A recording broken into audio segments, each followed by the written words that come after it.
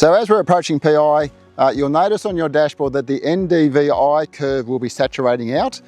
It's hit its maximum vegetative index, and you'll see on the NDVI map, it'll all be the same colour. So it won't be picking any difference in it.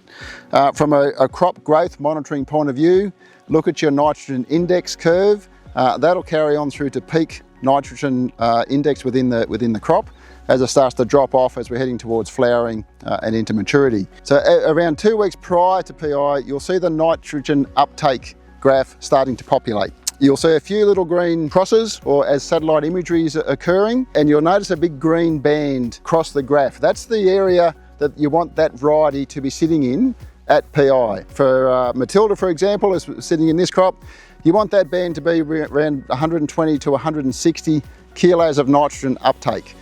Nitrogen uptake is a function of the percentage of nitrogen in the crop and the biomass of that crop. And the imagery can predict, based on lots of data, the nitrogen uptake as it exists within that crop.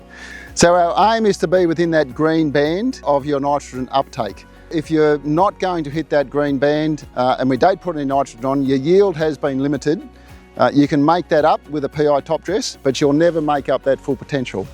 Now, both within your nitrogen uptake graph and your nitrogen uptake map, you'll notice different zones. Obviously, we want those zones to be as tight as possible or have least variability in the paddock. Now, from PI onwards, our next big stage from an irrigation management point of view, 3 weeks after PI, or roughly 18 days after PI, we hit our microspore period, is when the pollen is forming at the base of the plant, or the pollen is forming within that developing head. That's the period we're most cold susceptible, and it's the period we need deep water. Ideally, we don't want deep water prior to then. Obviously, practicalities get in the road, and however long it takes you to fill your paddock. And there's no advantage to having deep water once we hit about 25% flowering. From a dashboard perspective, the next stage that we'll be looking at is coming into maturity.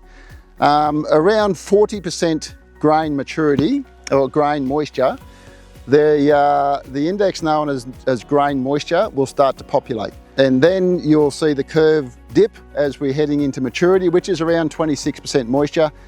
The dashboard will give you a predicted 22% moisture. We can work on that again, looking at paddock variability, where your mature areas are, where your greener areas are.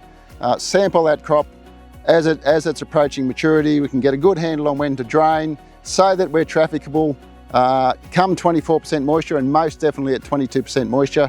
So we can harvest to an optimum moisture, ideally above 18%, to optimise that quality and maximise your returns.